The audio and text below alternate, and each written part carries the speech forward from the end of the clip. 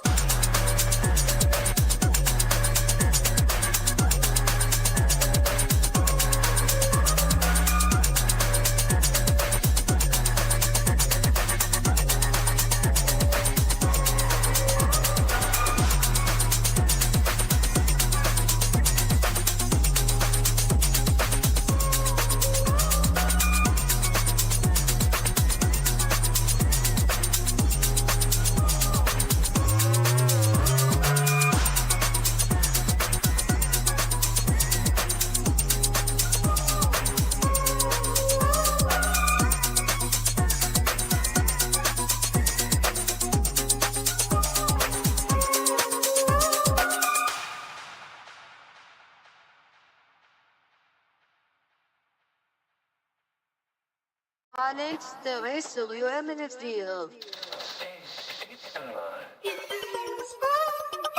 Emmy's not so. It's not smash again. What's it?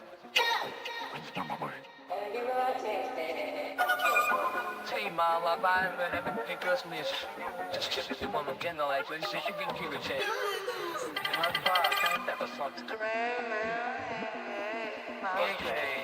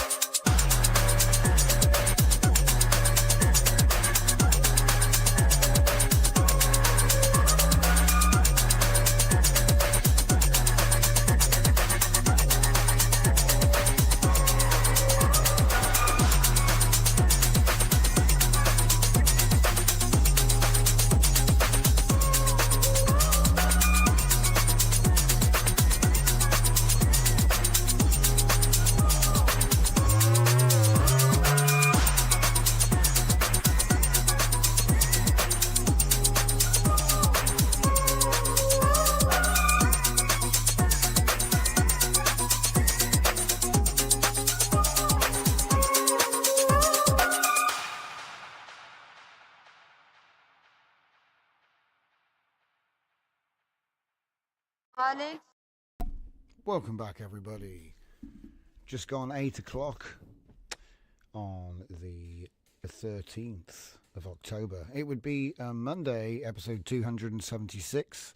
I'm Drift Johnson. This is Scuff Teapot. You're watching Latent Space live. This is Bunraku Day 4 with Meshy AI and a little bit of Gemini in the tail end of the show. Right. So thanks to everybody who came and hung out last night. There will be another after show tonight. A little bit shorter, though. We're going to make them shorter. We've been hitting it a bit too hard lately. But we got all the things done. So, just have some coffee. Got a fly in it earlier. Music, maestro. What happened to the tunes? Of course, we've got to build a new radio. That'll be fun. So I've got this. How about we come in at track 90. Volume. There we go. All right. Hopefully that's not too loud or too quiet. And hopefully it's not too crazy with the levels tonight. So let's see who's here. Apolloni Art with the lyrics. The Ice Age is coming. It is. It'll soon be Christmas. Dragon says he lives on a big hill in Wales, which was where most of the dragons live. So let's take a look at Bunraku. It's pretty much finished, guys. I think it's version 15 or 16. There's quite a lot of features. So let's show you. First of all, this is the full screen mode. Obviously you can chroma key this, color key this, put it in green screen mode. All the camera angles are fully controllable, and I mean they're fully controllable. But they should be. So let's take a look at some of those menus. I should be able to just look at it from here, actually. There we go. So, first important point to note, it's 100% local. Everything's local, okay? So everything's local. You've got a private local LLM, which is the chat, which I haven't showed you yet. It's also got a custom system prompt, and this is a Sharona that's aware of the first book. So she is an agent that simulates the character from the book, okay? So this is like talk to Mario, talk to Batman, right? But he also dances around on the screen. Anyway, the minimal version is more like holographic Bob. He's experimental, and I put him in there for research. It's almost like a vivid dream of a character rather than talking to a character. It's a little bit too like Bob because they're based on Bob, you see. And then holographic Sharona Canon, she is like in character, which means that she doesn't really say much. And it's quite fun to play with, because remember, the character doesn't actually say much in the book. She like very rarely talks. So like having her as a chatbot, what I did is I made a V2 where what we did is we made her be the actress that's playing Sharona on a movie tour. So it's a bit like when Gal Gadot shows up as Wonder Woman. She's dressed up as Wonder Woman, and she kind of responds like she's in character, but she's just a normal person, and actually, you know, she'll break character occasionally, yeah? So it's kind of like a hybrid. Makes it easier to be conversational, right? Okay. So it's kind of like soft roleplay, I guess. But the funny thing is, Claude doesn't actually let you do roleplay. I mean, we're using a local LLM for this, but it should still work because it's based on Bob. I'll have to test that later. There is also a custom option where you can just put your own whatever in, and it's up to you how you want it to behave. So obviously you've got the open router section. You can choose to have a different a remote model or a local model. For the voice, we're using Browser Sappy. Now, people tell me you can get a better voice if you use this in Edge, but I haven't tried it. There's an FPS monitor, but it just says 60 all the time, so I leave it alone. Exclude internal reasoning from speech. This took a little bit of messing around because a lot of the local models we use have think tags, And so the speech summary was including, I need to think about how I'm going to say it. It was really funny. There's actually 2 API requests. There's 2 requests.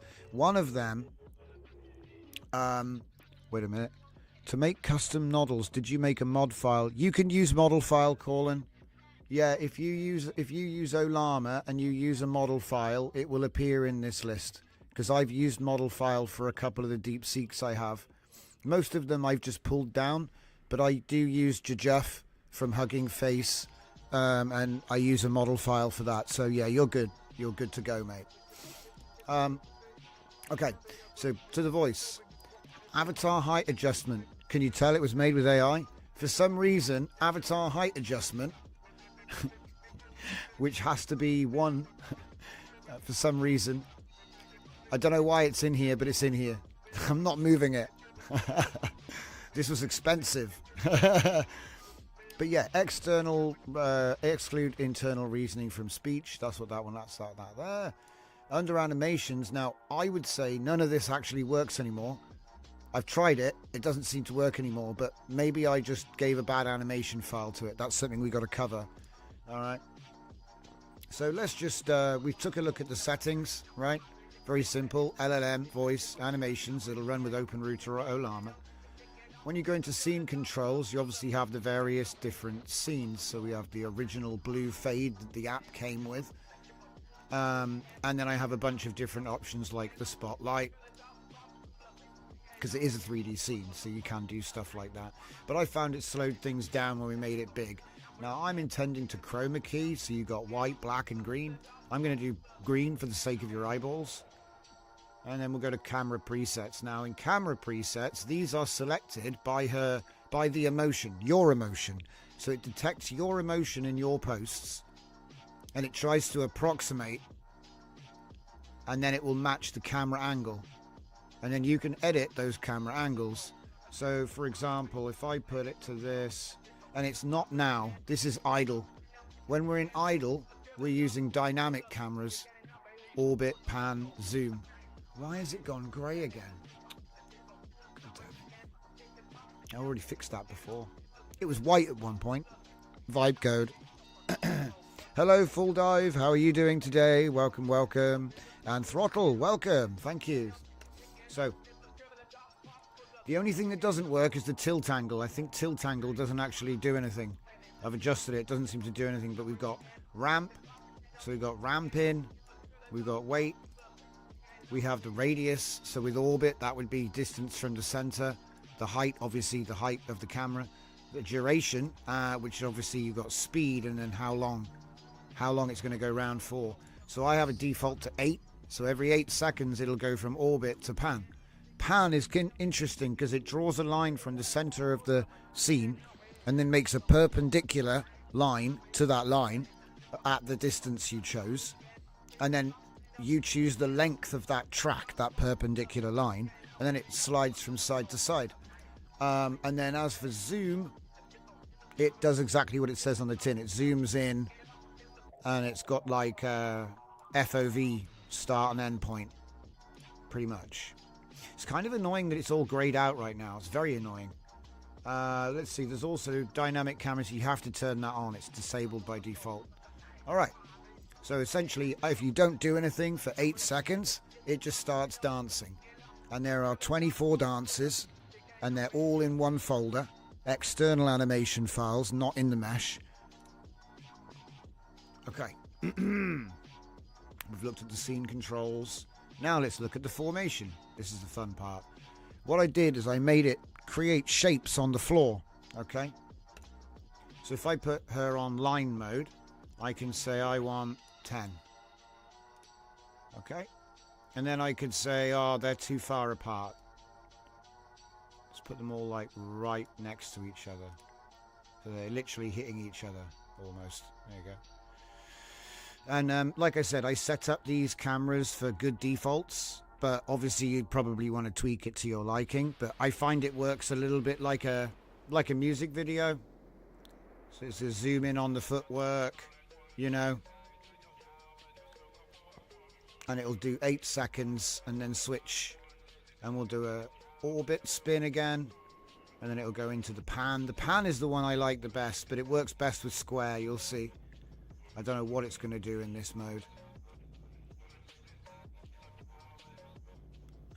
Oh yeah, by the way, because we've been messing around with it, there's been a little bit of lag. So if you just refresh it, it does remember it's got like a state engine. So it'll come back like this, but now they're all perfectly synced, see? Because like if you see they're out of sync, there's actually an option. It's Bunraku content. Welcome to the show. This is the app we've been working on for a couple of days. It's a collaboration with Throttle, and a bunch of people in the community have donated bits and pieces. No, it's not comfy. No, it's from scratch. This is using the new subplan or substage planning. It's unfolding of plans. Oh yeah, there you go. Look, formation sync. Okay. And obviously we've got triangle, square, circle, but this one works well for what we're looking at right now. Okay.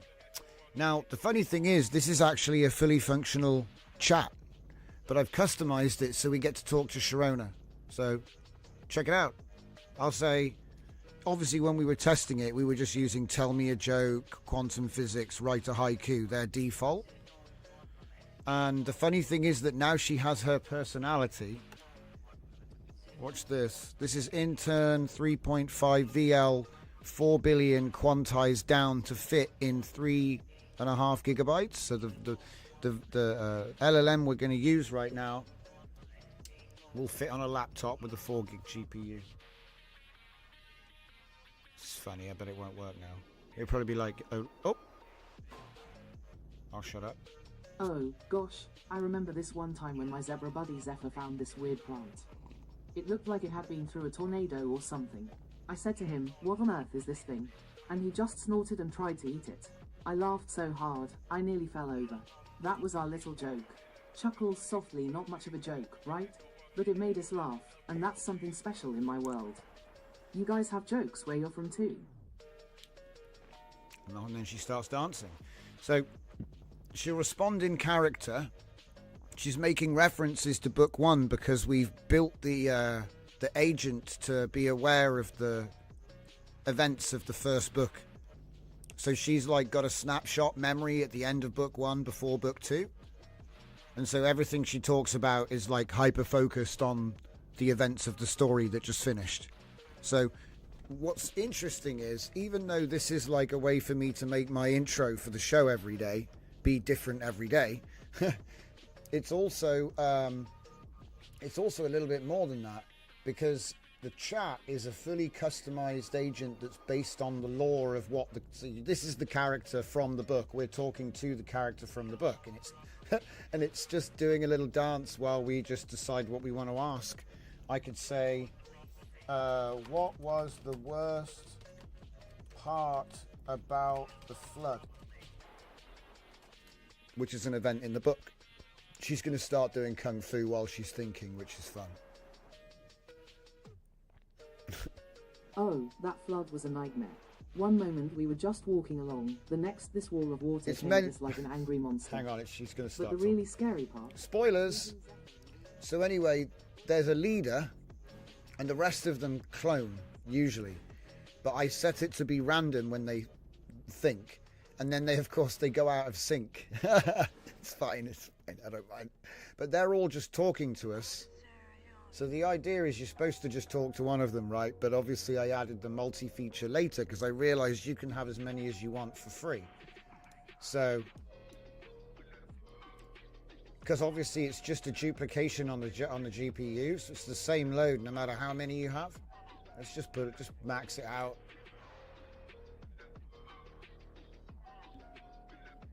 And then you just play the music. Okay, so yeah, get rid of that. And that brings us up to where we're at. I think I've covered everything. Oh, there's one more thing. There are some extra buttons that you couldn't see yet. F11? Yeah, there we go. So at the top of the screen, I've got settings, scene controls, formation controls, which we just looked at, open and close the chat, and then we got the play button. Now, the play button is so crazy. it took so long to get the play button to work because it doesn't use the same method that's used to select a dance. This dance will just stay. It'll just stay on this dance forever and it will go auto. But I have a thing, so you can say, I only want orbit cam, I only want pan cam, I only want zoom cam. So you've got like a quick shot if you just want that particular mode. I just leave it on auto. And then obviously in the actual formation controls, we can set all of that. No, it's not that one. It's in here, the dynamic cameras, the orbit, pan and zoom. Obviously you can customize all of that as well there. Enabled. There we go. It was disabled somehow. I must have disabled it when we were mucking about. There we go. It's back on now. So if they ever come out of sync, you can just refresh the page because it'll remember. It's got like a state engine in your browser. It's saving all of your. It should be saving all of the parameters. But yeah, like I said, the last thing I wanted to show was this button here.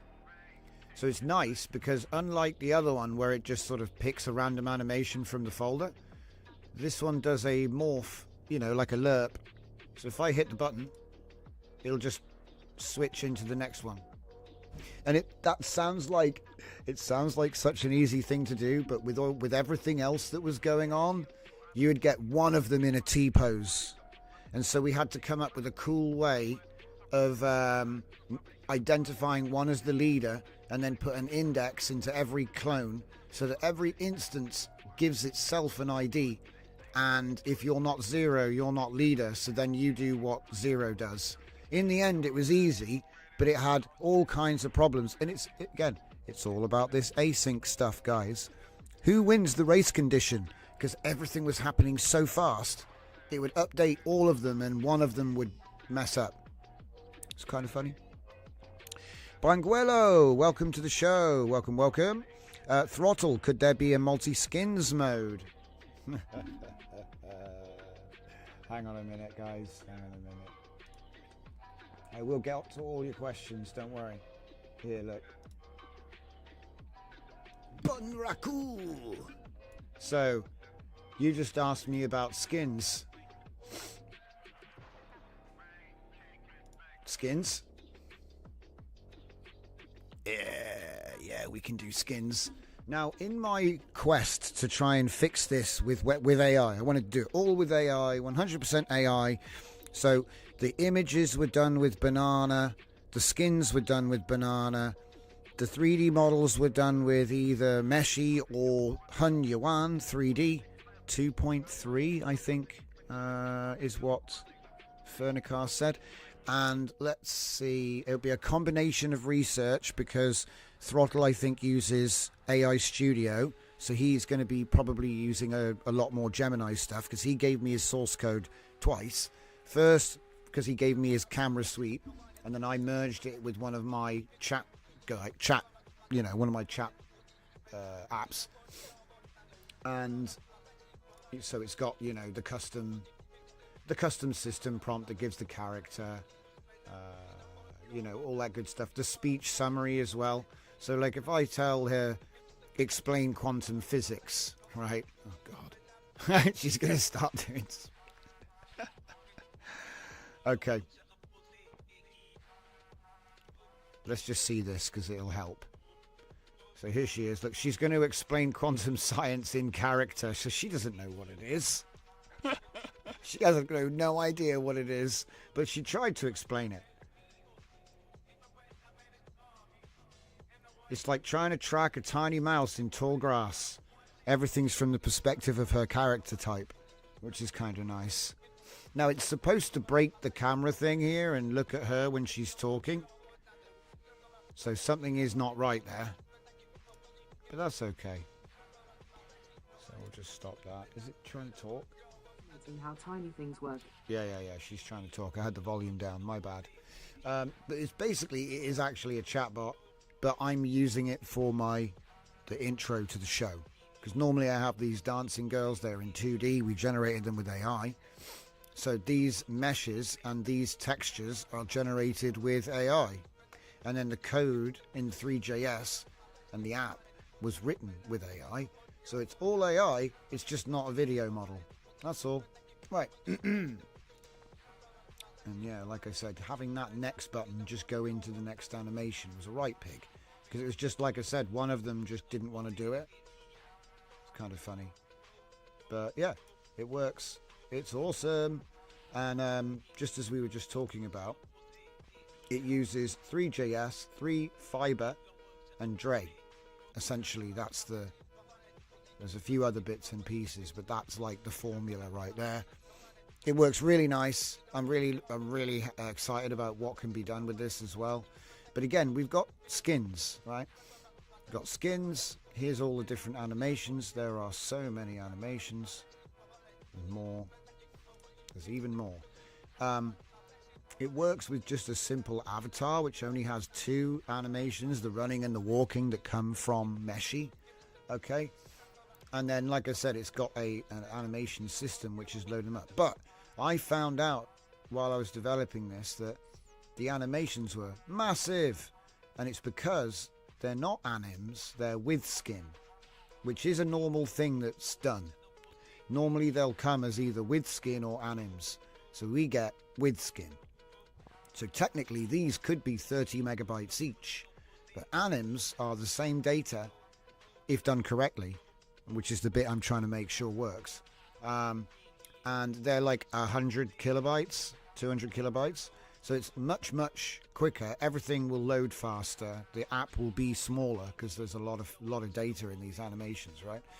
And in theory, if you take the skin away, you can use those animations for more meshes, right? So the first thing, obviously, I think we showed this yesterday. We were doing the bananas. Okay, here's Meshy. There's a character. One of them. It's probably the old Mesh. Here's a different character. So we take some artwork, put it into Nano Banana, ask for a T-pose. Now remember, A pose, the arms will merge into the legs a lot. So when you animate it, it thinks the leg is part of the wrist and it all warps, right? So T-pose seems safer, but this is an example of an iffy one.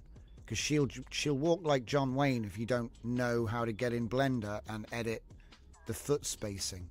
Because if you just animate this with a walk, she's going to walk like she just got off a horse. So this is going to be a bit better. So you want the feet to be shoulder width. And as you can see here, the feet are way too wide. If you just draw a line straight down from the shoulder, it's easy to tell if you've got it right. And you'll get away with this. He'll still look beefy, but he's going to be anyway, that's fine. That's okay. I used the batch image resizer because our work is actually too big for Banana, so I had to scale it down to 2K. So I used the batch image megapixel magic .originai.com. I'm going to be updating the website soon with all the new tools. We've literally made like 10 new awesome tools lately and none of them are linked. I got a new website to build, guys. Okay, so this is another tool that we've built. Alright, this one's going to be going up soon. So the difference with this one is if I was to bring in the boom dance. Okay. So we have the boom dance, right? Don't worry about the lighting. I haven't bothered to add any lighting controls. What this editor is for is single file mode. So you can check that the name of the... Sometimes when you get animations, they got scuffed names. So you can just come in, double click, and you can just edit the name and then save it back out. But that's not really what we ended up... That was what it was originally for. Because I was like, I need to just load and see what's actually in there. Because sometimes there could be 20 animations in there and you don't know what the hell's going on. So I just wanted to actually see. Oh, yeah, there it is. It's there, that's right. Armature, pipe, name of the animation, pipe, base layer. That's what you should see, if it's right. But we don't want to see this mesh. Okay, now, this is fine. This is going to work. But we don't want the mesh geometry. We want to export it like that. Okay. And then of course we had to make a bulk one because I'm not putting 100 of those in. So once the tool works, what I'm hoping is you can just put them all in there, export as a zip, and then it's just animations. Hey Fernicar, welcome. Accusatif, bro, can I ask a question? For the weapons, did you use a Laura or something like that? Do you mean like the guns in the Thora? I'm not sure what weapons you're talking about. There's so many projects. If you're talking about the guns in the Thora stuff, it's WAN. WAN 2.2 just can do those rifles. I didn't even have rifles in my data set, to be honest. You know what I mean? I had her holding something that looked a bit like a gun, but it didn't really look very good. So I'd say that's WAN. Same with Sea Dream 4. It's already in the base model, you know. Okay.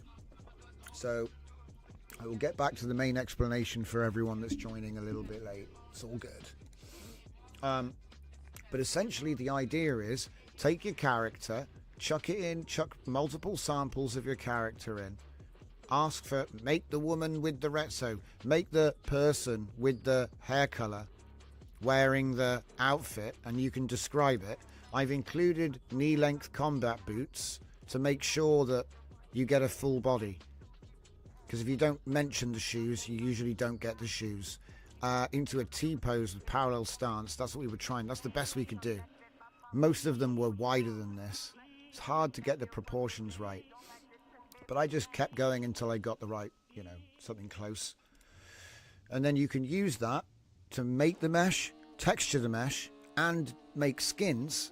And then you can also make variations with new shapes to make new meshes for new characters, you see. And I can show you exactly what I mean.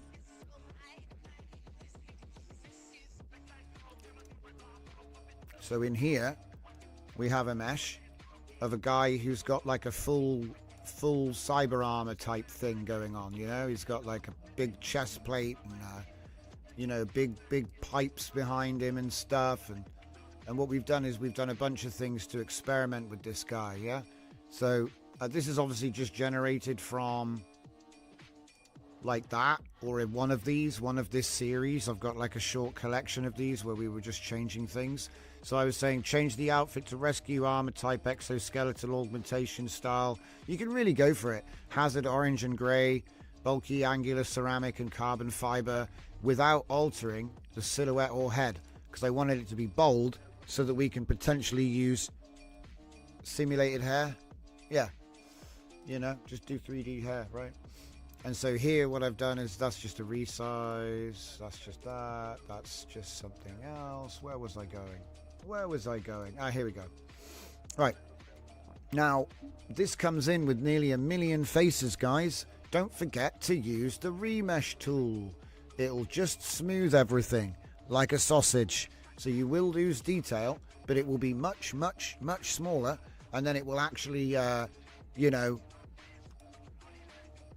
see, so here is 86. So that's been reduced by a factor of 10. Looks a bit like a 3D print, doesn't it? And then that's 200,000, which is my favorite. I like fixed custom 200k on triangle, but I'm not going to edit it anymore. It does explain here, if you're going to be editing the model, you probably want to use quad for now, and you can, anyway, you can do triangle. I'm not going to do that though. I want to see what these tools can do on their own. We also did 100,000. We did fixed versus adaptive. So that's adaptive and that's fixed. And if I'm being honest, on that was ultra. So if I go adaptive ultra, it was about the same as fixed 100k. It was about the same, to be honest. So I found that fixed custom 200k was actually like the nicest. I mean, the thing is, right, because it's just a bit smoother now, if you take a look right up at this guy's face, you'll see what I mean. That's quite hard to apply textures to. It's got some hard edges and big contrast depths. So it's quite hard to wrap the texture, basically. If you have something like that, it's smoother. Can you imagine? Like if you had to vinyl wrap this, there'd be creases and folds and cuts required. Whereas that, it might just stretch over. So I think that's the trick. If you simplify the geometry down, not too much, I would actually say that's okay. I still got a few bits here. Because I'm not looking for perfection. I'm just looking for good quality output, right? But I would say these actually look pretty good. It reminds me of the old Deus Ex games, you know, but like somehow the outfits look really good, but then you look at the face and you're like, he's like, he's got a GFP GAN face.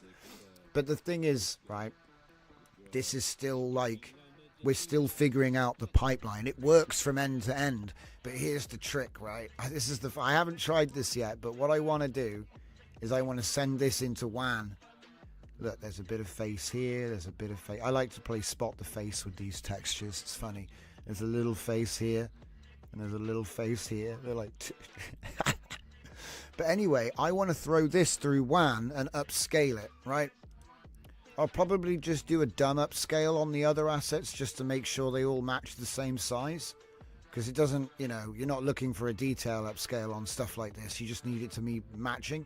But I reckon for the base color, right, if you upscale this, even though it looks like crap, when you put it back together again, I bet it will look really cool. And I wanna do that as a little experiment, right? We might do that in a bit. Can I save this? I bet it's not the actual thing. See, you'll have to go. That's for the Blender saga, guys, which is happening. So as you can see, Blender, Godot, Unity, Unreal, which is where we're going to end up. Maya and 3ds Max. I don't have a license for Maya anymore. My 3ds Max is 2018 and you can't export in GLB. So we're going to put our money on Blender. I may as well throw my hat in finally. I've never bothered with... Look, I've used it, but I'm not good at it. So this will be an interesting little journey, won't it? You know, I just don't have the experience. I've probably got like 100 hours of like doing this and that over the years. So I'm not experienced or advanced with Blender. But I know Maya and 3ds Max. And I know Unreal. So I'm like, I just need to learn where all the buttons are. So that means cue months of me going, where's the damn button? You know? But it'll be fun. So let's have a look at some of these other characters, because they are pretty awesome. Okay. But like I said, I think if we upscale these and then maybe do some face restoration work, they're going to look awesome. Because look, this looks like what happens before we done our face fix. That's like a GFP GAN if ever I saw it, right? Am I right? It looks like original face fix. OG. Look, look, look. Every now and then you're going to see faces that I swear you've seen before. Look at this guy. The outfit's awesome. It reminds me a little bit of Half-Life. Well, a little bit of Half-Life, a little bit of Halo. There's a little bit of everything in there. But it's like I was thinking, yeah, in a game where you've just got goons. Just goons that you have to outwit. Knock them out, whatever, security guards, I don't know. I don't think you really pay much attention. You're just like, oh, it's a yellow guy. He's going to have a shotgun. You know what I mean? You don't really think, oh, look at the errors in the mesh. Anyway. So that's fun. Look at this one. Oh, wow. That is a joy. That's beautiful. See, some of them I actually like how they're like digitally twisted. It's like it came out of the 3D printer wrong. And that's like part of the horror. See, this one's good. This one's actually clean. He looks like an anime villain. Definitely like some kind of robot. Porcelain face. See, we were making all of these like bowls so we could do hair. Aku says, what's the plan? Are these for the Imperial universe? No, these are part of the Can universe. Let me explain. We're gearing up for a version 2.0, a 2.0. So way back in where's the date? I think it was like 2022. I think it was like November 22, because we used 1.5 Stable Diffusion, I think. So Big Can was a game jam. So I did a game jam with AI at the end of 2022. And it was using Midjourney, 1.5 and Unreal Engine, right? And at the time I was like, oh, I haven't really used Unreal Engine 4 for ages, guys. I wonder what we can do, you know? And I used Dance Diffusion for the music. I used Stable Diffusion, Midjourney, and a whole lot of effort. And yeah, here's the blog post. So here's the game. It's not real. Like, it's not a complete game or anything. It was a game jam. We just gave it away. It's free. You can just download it. It's probably buggy, you know. It's like a side scroller with a platform element. You have to get up this tower, dodging or getting the security guards that are trying to get you, and then you hack a terminal, and then you've got a timer to escape before the building explodes. It's pretty simple. You have to like fall back down and like find the exit. It's really fast and like jumping around and stuff. It's very basic, but like I said, I think we did it in, like I say, I did it in 2 days. Just put it all together and, you know, get it out there. There's a link from the main website if you want to find this. There's a link on scuffedepoch.com under the games section if you want to do it. It's, like I said, I wanted to see what you could do in a couple of days with a simple idea. And basically the character in this game is called Can. He's a bald guy and he jumps about on the screen. So I thought it'd be interesting to do a new version of the game or something relevant to this, okay? So that's, you know, you asked me, what's this guy all about? Well, it's like part of that universe. It's part of the Can universe. So it's a different project, but it's like a smaller project, if you know what I mean. It's the sort of thing I can just turn it around. Because the thing is, I think that original one was 2D sprites. You know, it's 2D side-scrolling sprites. Whereas this is nice, full 3D. And we've actually rigged a bunch of these, look. Does he have any animations on him or running? And so on. Okay. So there's a couple of things, right? By externalizing the animations, it's possible to start using animations from different sources. Also, it's possible to share an animation library, so you can have common animations. That's less work if you want to have more models. All right. So this project is a chatbot, so I can talk to the character from the book. But it's also like a test bed for this GLB animation tech, because I can, like I said, my next goal is to add.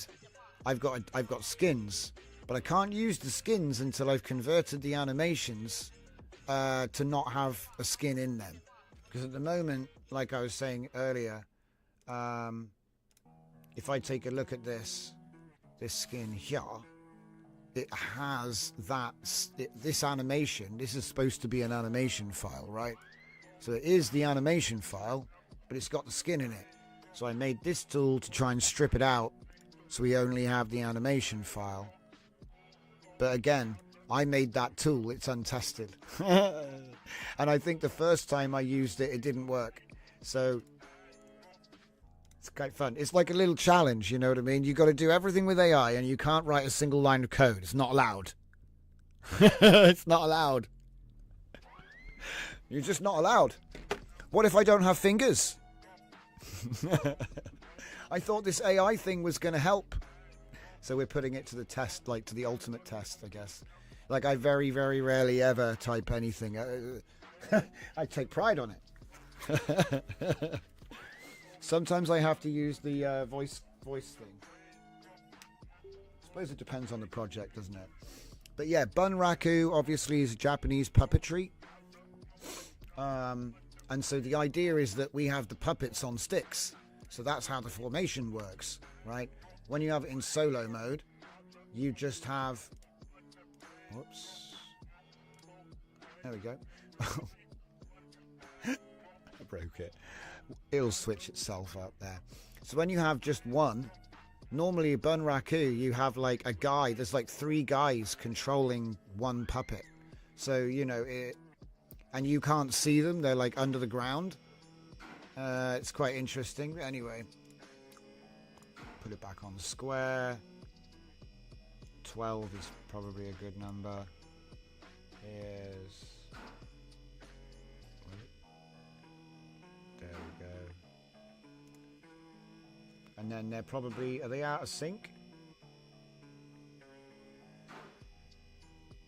Yeah, they are, yeah. So refresh it. But yeah, like I said, guys, it's possible once this is finished, I won't be running it like this. It'll be chroma keyed in OBS, you know? So it's like the same thing, but you can do more with it. You can, yeah, because we're starting to do more 3D. And like I said, this is like a generation 2 version of the model of Sharona. Because obviously, this is so funny. We went on like a mad crash course, guys. What the heck? Stop spamming me with spamming. Spam. So we went on a bit of a crash course with the models I was showing everybody yesterday. So the first Sharona we had looked like this.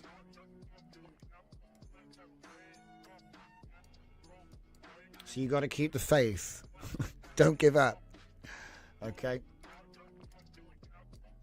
And if I go right there, that's the next one. Look, she walks like John Wayne, because you know it was a T-pose with legs akimbo, and so unless you've got the blender to push that in, and we are going to be looking into that. I'm leaving some stuff for later, guys, because it's too juicy to rush through. All right.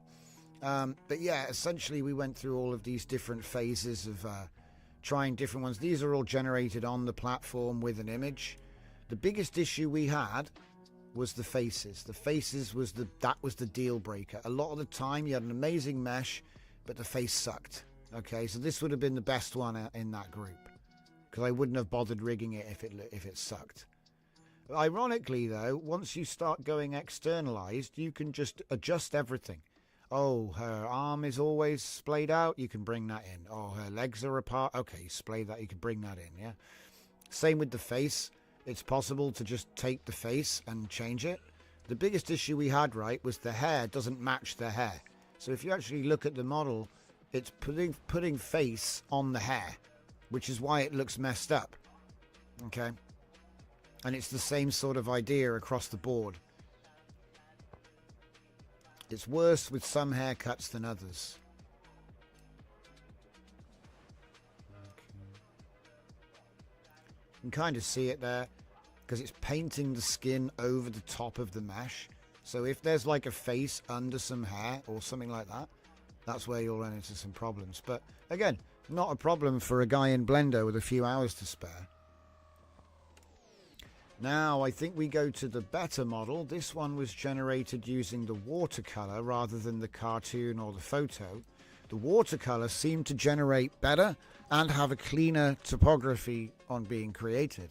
So this one was done inside Meshy, and you can just see it is just, you know, it is just better. I would say you get a bit of practice with where you put the elbows. It can be quite tricky to figure out exactly where to put the elbows on some models.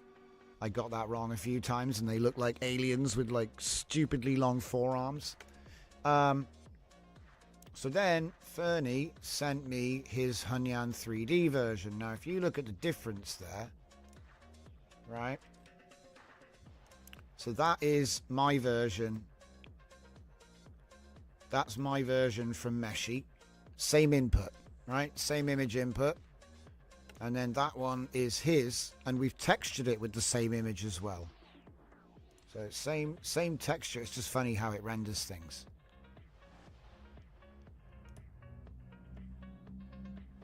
I would say it over smoothed the material a little bit.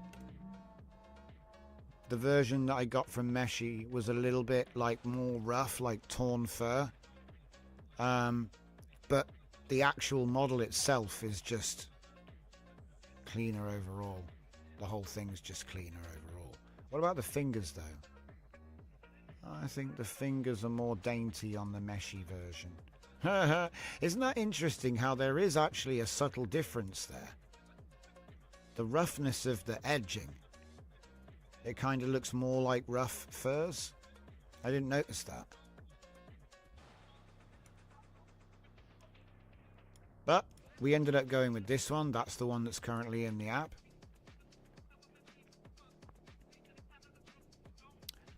And then, like I said, I took the image that made this, that was textured on here, put it in Nano Banana, and started making skins. So here we have the robot Thora and the special ops Thora. If you'll notice, though, look, you can still see the mini skirt and the big boots and the, you know, it's kind of funny, and it's turned her hair into like it thinks, oh, it must be a helmet or something. It looks good, but it's just funny. Obviously, if you're a little bit smarter about it, just go with jungle camo clothing. You know, change the orange color to jungle, right? Makes it more fit what was there. You want to be a bit more adventurous. You can have like a space sci-fi type thing. And then we got a knight. I'm just trying to see like the level of what you can get away with without changing the mesh. You see what I mean? Fingerless gloves aren't canon. True, Fernicar. Thank you for pointing that out. It's true though.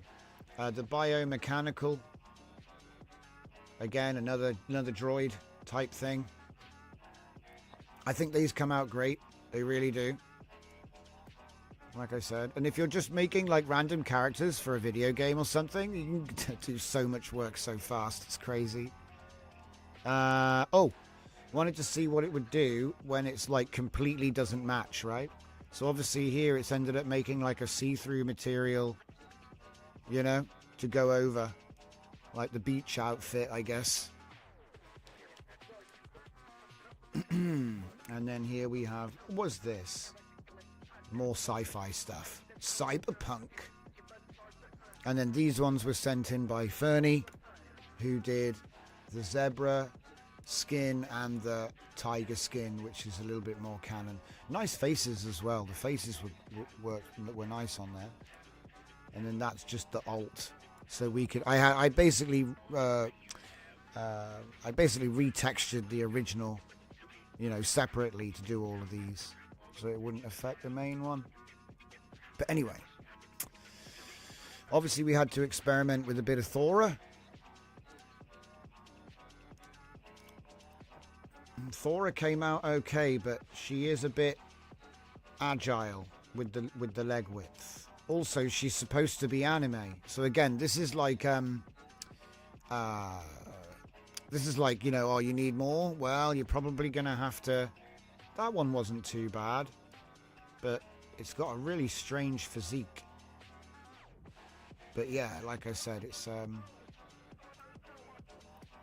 trying to make combat gear and whatnot. Look at these faces. This is like the best we could do. But the thing is, right, if you imagine the characters this big in the game you're playing, or smaller, this is fine. You know, you might want to make it a bit more muscular or a bit more appealing, but you know, what is it that you're doing? Did we add any animations? Got running. No, see what I mean by the run? Look, see what happens? They end up looking pigeon-toed. I mean, you'll get away with it, but it just is a bit weird. If you look, one of her legs is going down and the other one is like splaying out a bit. I don't know, maybe I'm just nitpicking. It's fine. It looks fine. It's totally usable, right? But it's just, it looks like one of her legs is kind of off. Have you ever watched a dog when a dog runs and they don't really run straight? They kind of have this sort of diagonal thing going on. I don't know. All right. Oh, of course. Enemies. You want enemies for your game. Yeah, you can just take your main character, use the same mesh. Yeah.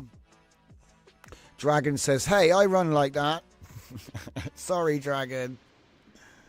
But yeah, so here we have some menacing robot clone thing come to get our main character. Plot. But that was just version 1. Do I not have version 2? Ah, there it is. Now, I didn't even do any of the smoothing stuff with these because I was just trying to get to grips with the platform. But as you can see here, the outfits look amazing, but the faces... I mean, to be honest, I'm actually getting pretty good faces right now. It's quite funny.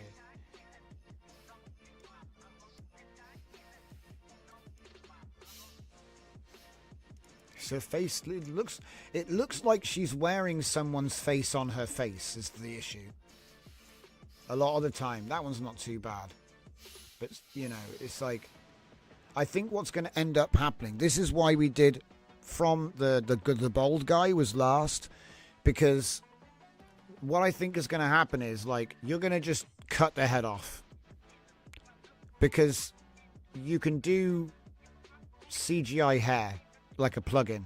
You can just have hair coming off of a baldy head. So really what you want is you want a bald head, and then you have a detailed face which goes on the bald head, and then the bald head goes on your player mesh, and then it doesn't matter because you've just got a detailed head with a detailed face for the character. You plonk the right hair on there, you plonk it on the right body. It's all pieces, you know. You're not supposed to really do it all in one. Like, you can do it all in one, don't get me wrong. I'm just saying, like, in the video game it would be much better because you need more than this. You need to have eyeballs behind here with eyelids. So that's two things straight away. And then you probably want a mouth that opens, and often there would actually be a tongue in there. Even if it doesn't really do much, there would be like a 3D model of a tongue. And when the jaw opens and closes, it is an actual jaw that's like in a skull. So, like, you know, and that's not going to work. Yeah, so I think this is why we were like, okay, let's try a bald guy. We'll do some bald guy stuff because at least with the bald guy, we can play with their hair, right? Because I think that in a video game, obviously you've got LODs, so you're not going to use like the super high detail model all the time. You can have different detail level models with the same texture. But for close-ups and stuff, if you wanted to do a close-up of a character talking, you really need to have a jaw. See, I don't have a head with a moving jaw right now. Going back to the main project that we're working on, this system has the code for both jaw sync with the TTS and phonemes for lip syncing, right? So it has the code, but I don't have the model, so I can't even test if it works. It's kind of brutal. That's the one brutal thing, you know. You still need the assets though.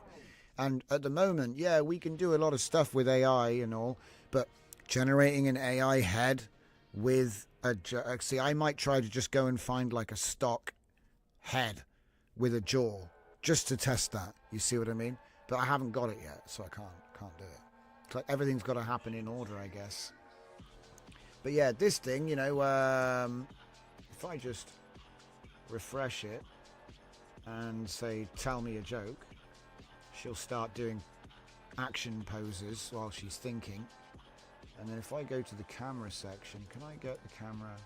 Yeah, get that, and then see. Oh, look, I get a different menu. I'm not much for jokes on the open plane life is serious enough. Oh, she's joking, eh? But let me tell you one: why don't zebras play poker in the jungle? It's on closer. Too many cheaters. Chuckles is a little funny because you know you have to watch out for those big cats all the time. But hey, enough about that. What do you like to talk about? The stars, maybe, or perhaps you'd like to hear more about my zebra companion. She's so chatty. She's quite something special. Camera presets, right, so we've got close-up, medium shot, full body shot, and dramatic. So we've got like these, and they're chosen by the chat, so You know, if I keep asking for jokes, I'll say, that was funny. And she detects my emotion and changes the camera angle to the close-up. See, obviously she's not there right now because I've moved it. Out here in the wild, humor is like this little gem you stumble upon unexpectedly. But man, does it make a difference when you find it. So, what's on your mind? Because the idea is you would actually just be talking to one. You wouldn't be talking to loads of them. But yeah, so there she is. So let's say I put her back to... let's say we go back to the dramatic, which is what it normally opens on. She'd be like dancing under the spotlight there. And I'll just say, tell me about your journey south. Because that's the whole book, right? She should... I don't know which emotion she's going to pick. But there's two... Oh. Oh, hey there. So, I started heading south because something inside me just... Okay, she's going to pick the ultimate close-up shot. Alright, whatever. So anyway, let's just put it back on to the dynamic cameras. And, we'll go for 12. There we go. Bing. Yeah, we're going around. Alright, that'll do. So, the idea is I can use it for my intros, and I can use it to do a bunch of like playground stuff with all these different animations, because I'm kind of like getting the answers I need, that I need to you know, build the next thing and the next thing. It's fun.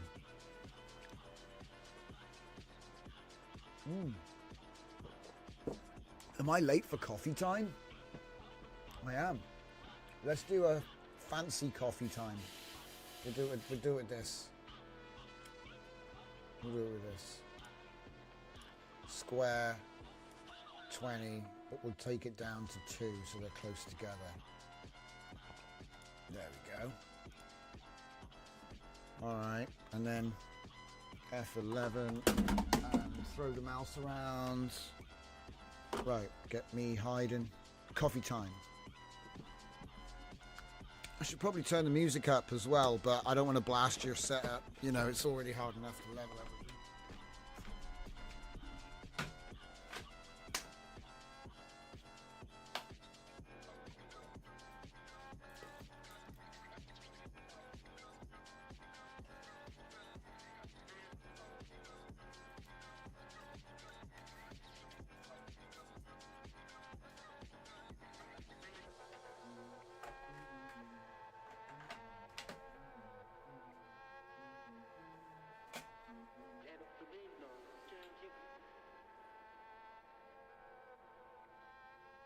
Where's the coffee time sign, eh?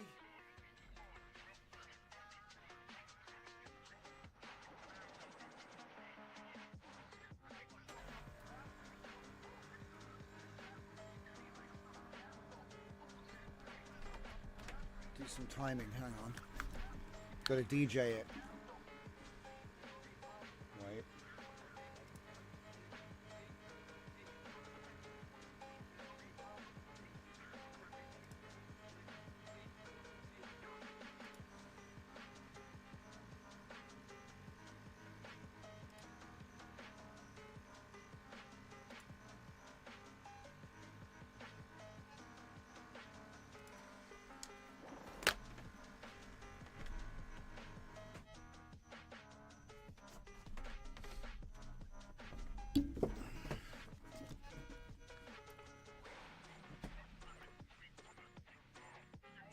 Did the music stop or something? Oh, my music's full. Okay. Headphones are hanging out.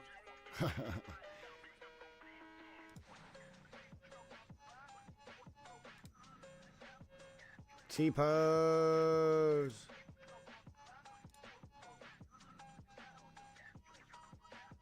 Good times. And like I said, we're not chroma keying or anything right now because this is just in the development mode. But when the app is ready, obviously you can deploy it onto the app with OBS. Open that, open this, and then it's a chroma key tool. Man, I need to sort that angle.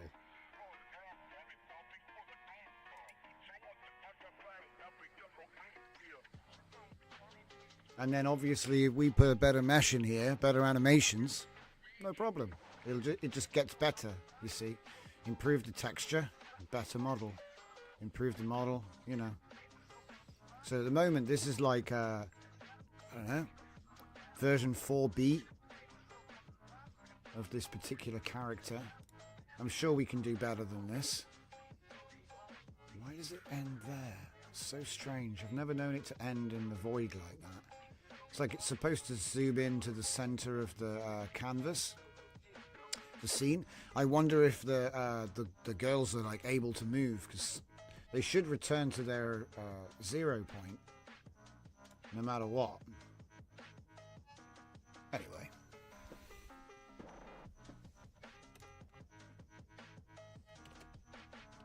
so let's get through this. Obviously we went through a whole bunch of different experiments. So we had a different mesh and we smoothed it. Smoothed it.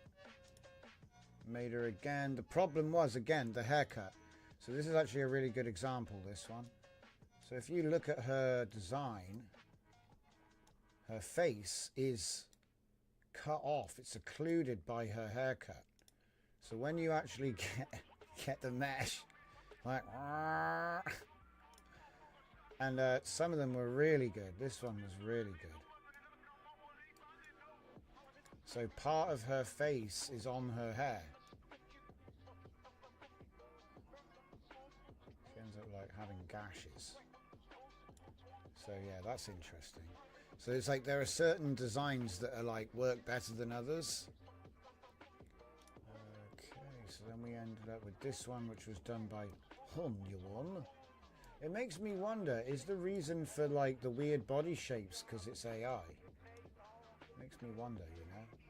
But again, this one, it looks good. But if you look, the jawbones, she's got a face under her face. Look, there's another jaw and the cheeks missing on both sides. So it looks like she's like a skinwalker or something, you know, like when you zoom in, you're like, oh man, it's like there's something's wearing her face. But yeah, no. We continue with that one. But that's when we started messing with Can. So I got another thing to watch out for is moobs. I'm just trying to cover useful tips if anyone else wants to get into it, you know, because it's pretty cool. But yeah, moobs. Because there's so many women pictures, I think, that have been trained into these models, you put something in there which vaguely, you know, and it's like, oh, moobs, you know, and it doesn't matter if you smooth them, it just still looks like a chick. So, had to do again. This time with a chest plate. And still moobs. Look. Chest plate. The geometry is not moobish. But the textures are. It's funny. And if you look at my banana. Look up here, not my banana. You'll see there isn't actually like boober geometry here. Right? But it just sort of emerges. And I think it's partly bias. Right, look, even that guy that just had a solid look, all he had was grey. Okay, all he had was a flat grey panel for his chest because I deliberately was like fine flat grey, and look what it's done. What's this, you know what I mean?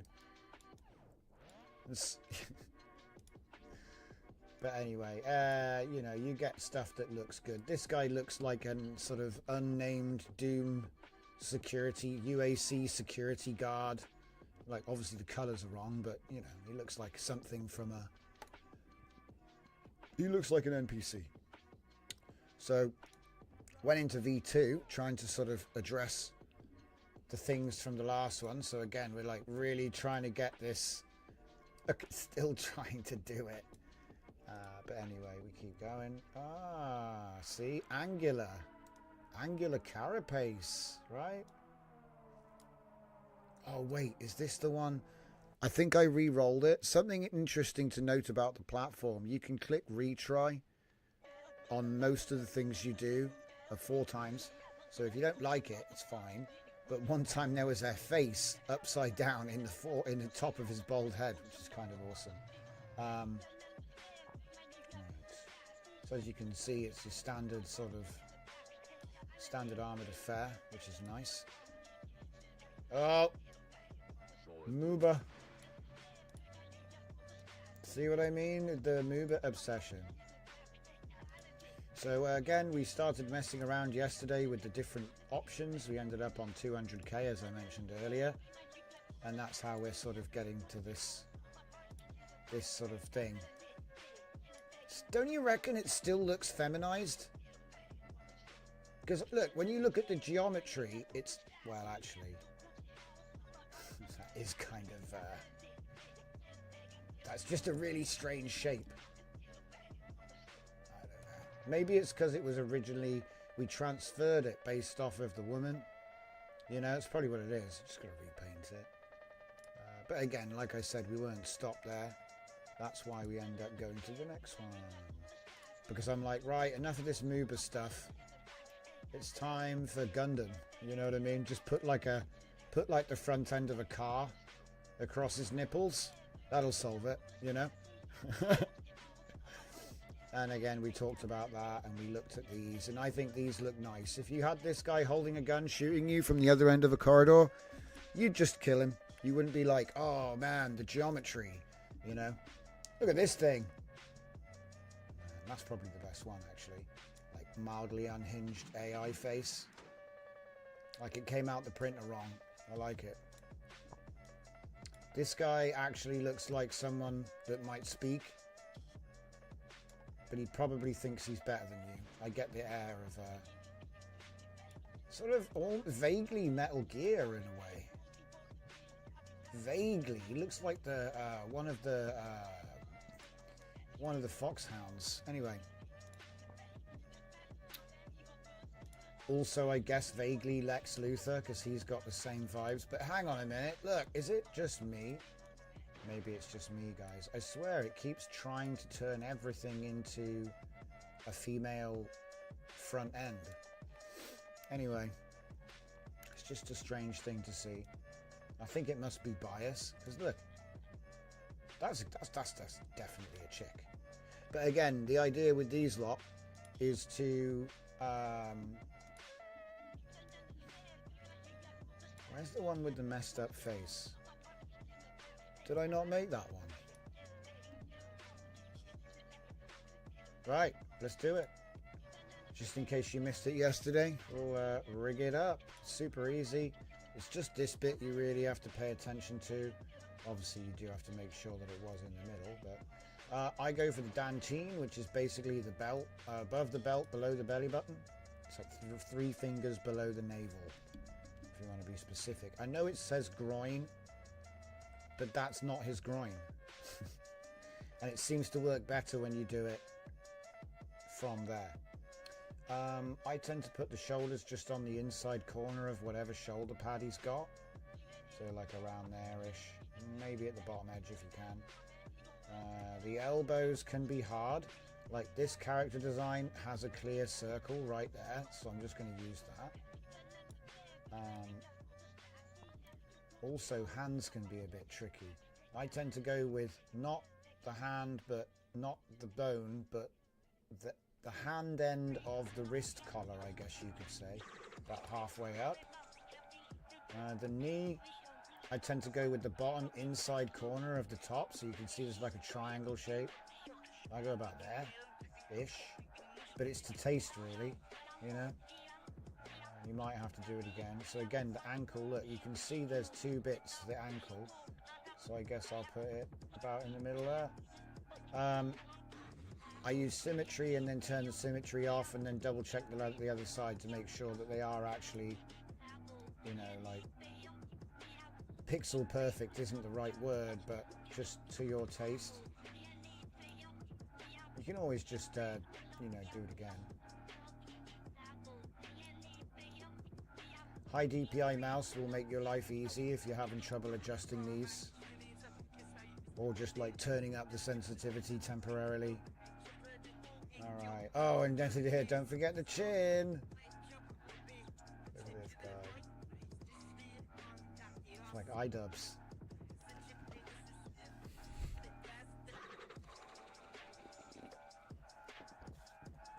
Right. Because the funny thing is, you can have a procedural world full of 3D meshes with textures that are materials. The materials can be generated with math. You don't need to actually have all of that. You can do it in Blueprint with Material Editor in Unreal. And then you can have spawn emitters, which, so you know, you have a spawner of spawners. So instead of having like enemies that are placed on a map, you have a spawner which spawns in the tiling system of the procedural, or whatever it is that Unreal's doing now. So it's just recursion loops and macros. So you end up with, like, you know, if there's a market NPCs will be spawning around the corner and walking into view and stuff. That kind of thing. So obviously it depends on the setting, you know. But essentially that's what it is. And the state behavior tree that we were mucking about with here that determines, like, what's happening with the animations and things. It's the same idea, just in Unreal. They've got their own version of that kind of thing. And I wonder, what does it look like to use Claude 4.5 attached to the CS project file for the game? What does that look like? Because technically you can use Visual Code, so you can use Visual Studio with Unreal Engine 5 at the same time. So you have code, and you could put Claude in there or whatever. So I'm starting to kind of look into this sort of side of things, because I can already do all of the Blueprint stuff, but one thing that would be really useful is the writing of custom C++ nodes in an Unreal Engine game, because obviously you're kind of limited by what you're able to actually script. But if you were able to get something like Sonnet 4 in there and able to write you custom modules, because it could actually do it in the like directly into the project now. It's not like a new thing either. So it might be that there are actually cool plugins now that are easy to install. So I'm kind of like coming around the block and having another look at all this stuff again. So this Meshy project was kind of nice to sort of, you got to get your brain in the right frequency, I guess. Look at this guy.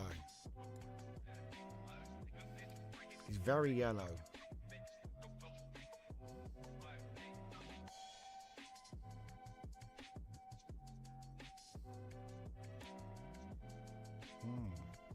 Yeah, I'm pretty sure it does exist, yeah. So we're going to say, when you want to get the model, I'll say single file, GLB, all. And then, say I just wanted to get the animation that was added to him. Say I just wanted running. I would just go current. Now it will come with this guy. And this is kind of why I've been mucking about with the new tool. See, we made it purely for this. So I put it in single file mode and just clear that out. Go to downloads. So we've got running with skin and then merged. And see, they're the same. They're 12.8 megabytes each. So if I get Meshy merged anims, that's our dude that we've just made, right? And he's got running and walking, see? Now, if I clear this one and I load in just the animation with skin, right? There we have, and it's just armature, pipe, running, pipe, base layer. That's what's expected by the animation system. So my idea was, okay, we load this in, we check the name, did uncheck mesh geometry and export. What happened? That's amazing. That's actually the best. What happened?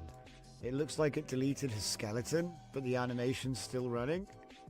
Yeah, I think there might be something. Look, I don't know, okay? Because the thing is, once you've removed the mesh, you can't really test it. That's the funny thing. You can't really test it because there's nothing there to, you know what I mean? So now what I have to do is make it so I can add a mesh and then I can add an animation to it.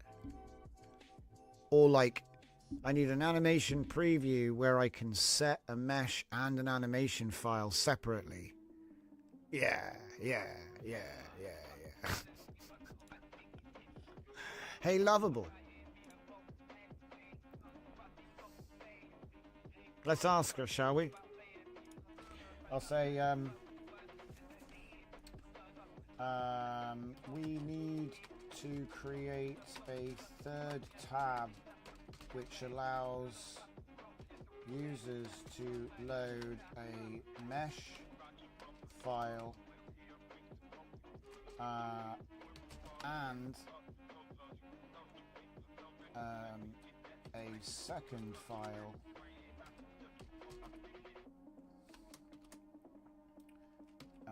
animation. I need to reword that big time. Then a second upload.glb /.fbx which allows animation file to be added.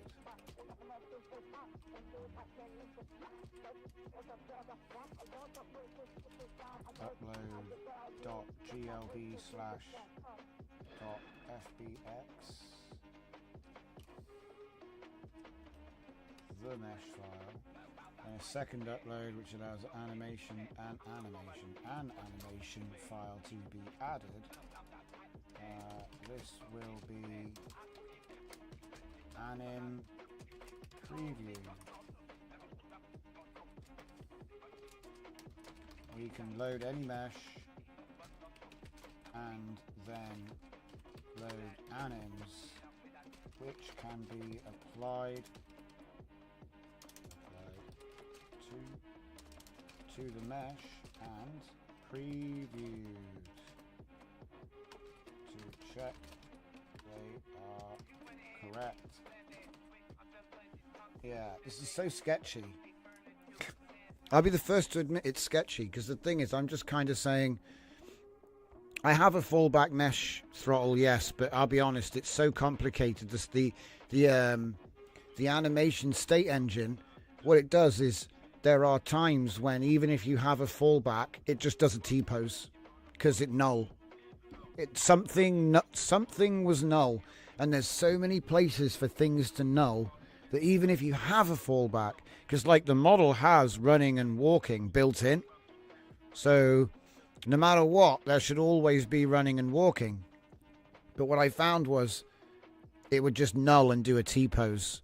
There's like loads of built-in reasons why it will do that in the GLB itself. So I'm like, I'm not going to fight the system, you know? I'm not going to fight the system. But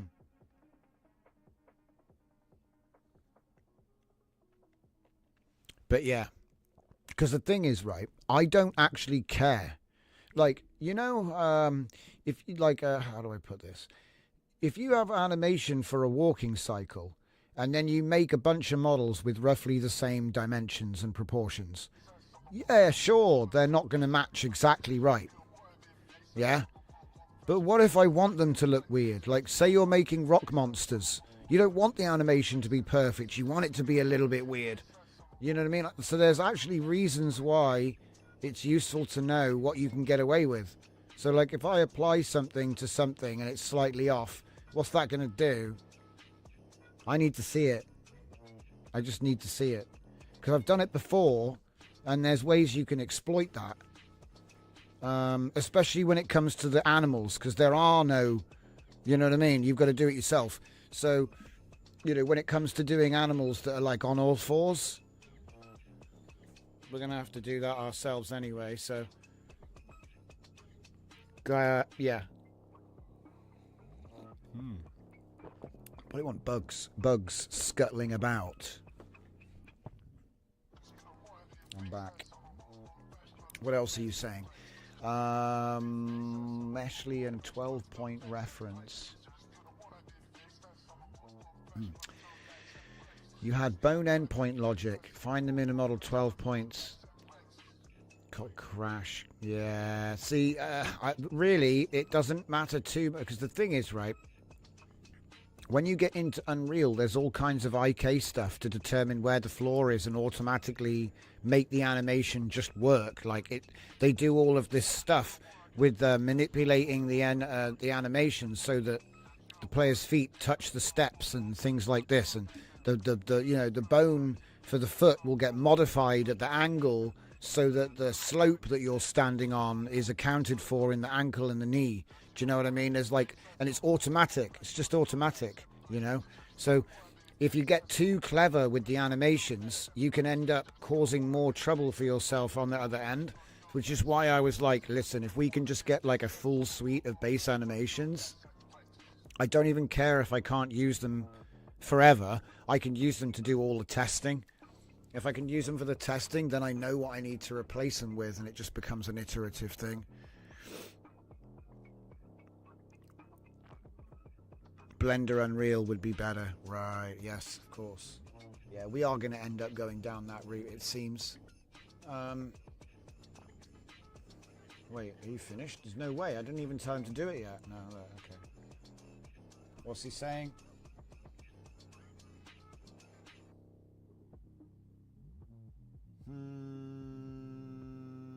Provide optional bone mapping name future.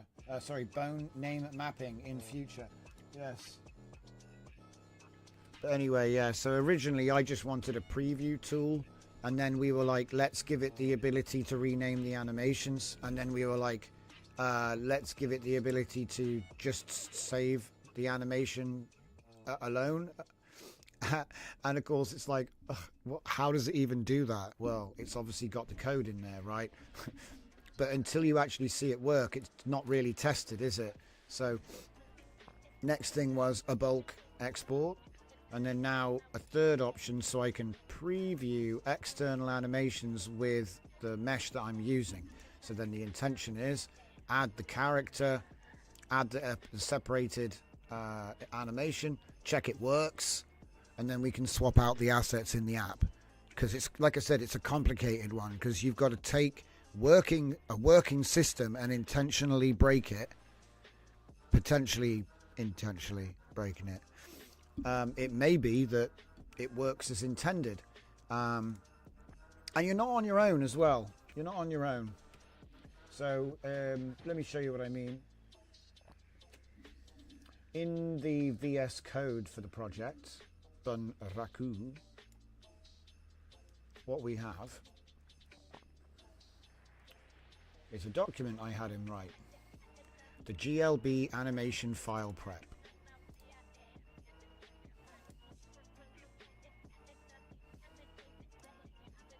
Okay. So, let's make this smaller. I think she deserves to do a different dance, don't you? Get her a good one.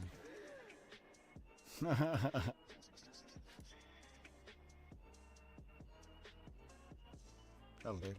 Okay, so this guide explains how to prepare the animation files for use with multiple avatar meshes by removing the embedded mesh data, the skin, from GLB animation files, creating lightweight, reusable animation-only files.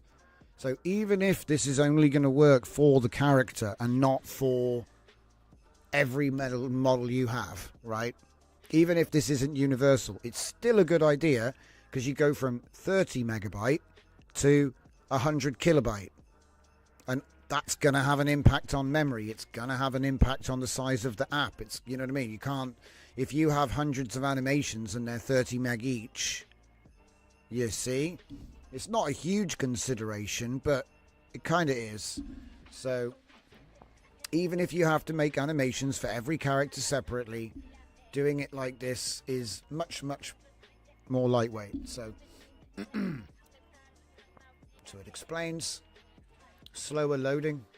So it will have an impact on users. Even if I don't notice it on my machine, someone will. Okay. The animation only GLB contains animation and skeleton only, no mesh, no materials or textures. It's actually 30 to 40 meg, not 5. But that is about right. So it's like actually more like 10 to 20, 100 to 200 times smaller actually. And obviously in order for it to work, it's got to be shared. And the reason I think that this could work is that if you're making a game and you have a class of character, they're all the same size. Yeah. Whether they're male or female is down to the skin, not the model in some cases, you know. Say you're talking, what are we talking about? Yeah. Say you're making a racing game and you want to have actual 3D people in the crowd as you go over the finish line. You could actually make, it doesn't have to be one model, you know, that's different textures, right? It could be lots of different models with different textures. Obviously, there is a consideration of the model, like, what is it? The weight of the 3D, the weight of the mesh in the 3D memory. But honestly, I doubt you'd notice that sort of thing these days. We're not living in 1998 anymore. So we got Blender, File, Import, Inspect, Delete the mesh. Okay, verify the armature. Dope sheet should now show. Okay, and then export it. Wow. Just literally go in, click a thing, delete and save. Brilliant. I love it. And then we have a batch processing script for Python. See, this is the other thing. If you can do Blender Python, how are we not using Claude to do that? You know, surely. But anyway. GLTF transform CLI. Interesting. So you can do it another way as well with NPM.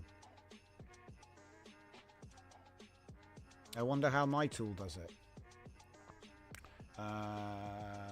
GLTF viewer and editor. We can just go to 3JS editor, load the GLB, select the mesh and export. Okay. Select and delete the mesh, export. Okay. Let's try it. Oh, awesome. This is awesome. Yeah. We haven't got anything open.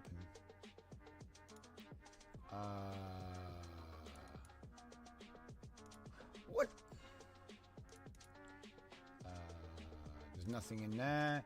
It wants a JSON. Import maybe? Yeah, import. How about standard chat? Wow, now this is the bee's knees. Now I don't need to make my app anymore because I've just found this and it's way better. Look at this. Right, we're going to have to drop the link to this. See, AI is so good. Right. I never would have found it. Okay, hang on a second. I'll put that in the inside line. That's not... What? YouTube? No, actually, Microsoft! Copy. I swear I copied it. It didn't copy. Am I on a different computer or something? What's going on here?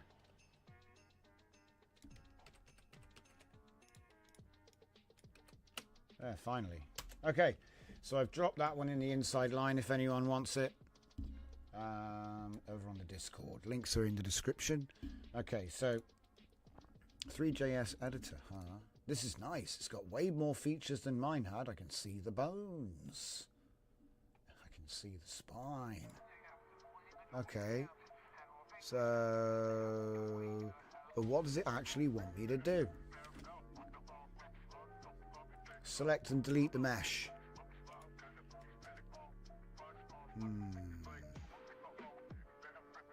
Well, that's animation, armature, character.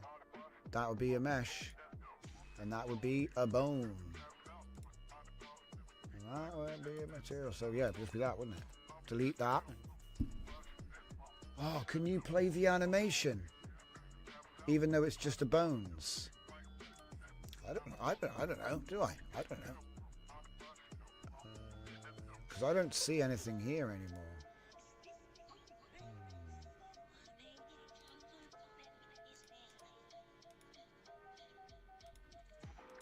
Yeah, there is no wireframe. Oh. Export as GLB. Export as GLB. To see it, press and hold escape.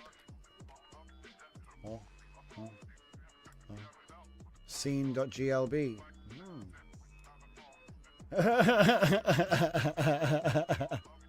It's so epic, dude.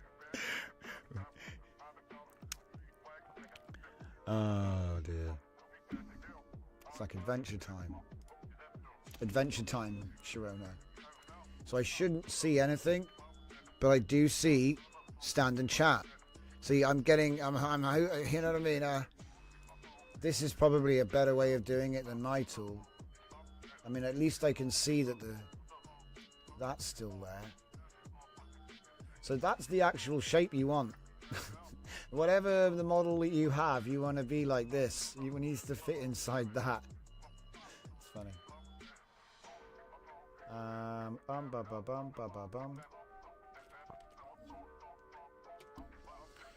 So anyway, it tells me exactly what to do. So file size check, visual inspection in Blender. If you open it in Blender, you should see the armature, no mesh. Timeline would show animation frames. So that's the one thing I can't do.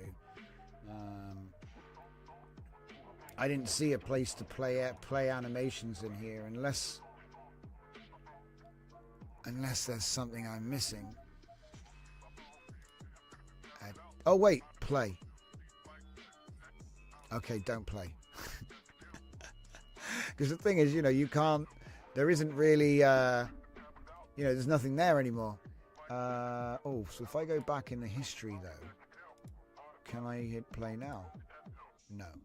Oh wait, yes. But no animation. Press space. No. No space. No space. See, if I look here, shortcuts, translate, rotate. It's for editing. It doesn't really have a... Do you know what I mean? They don't really have it. They've got everything. They've got meshing, lighting, different cameras. They've got... Oh, wow. Hang on. Whoa.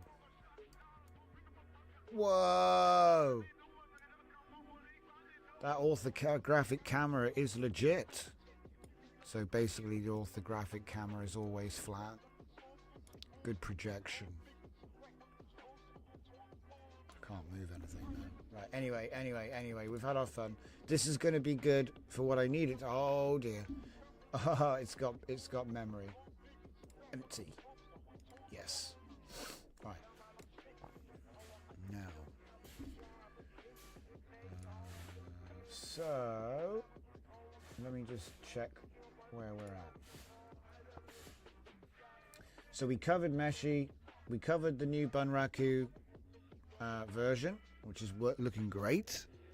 There's one more thing I want to look at, but it's more of an idea, okay? It's more of an idea. And I do this every 3 to 6 months. You should all do it too. You get your old projects, and you just keep an eye on stuff to see what's going on out there. All right. And the reason I'm talking about it like this is because it's happened again. Superboat. I had the dream again, guys. You're like, what the hell is Johnson on about this time? Well, it's complicated. Bit of a whiteout there. Sorry about that. I didn't know that Gemini was going to blast my retinas. So here it is.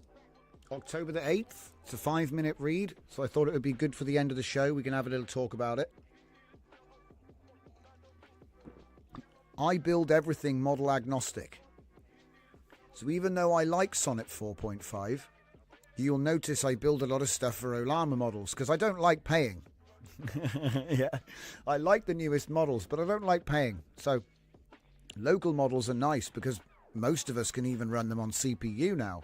Might be a little bit slower, but they don't need to pay. So unless it's like high-level coding, you probably don't need the latest LLMs because most of them can do most tasks you need.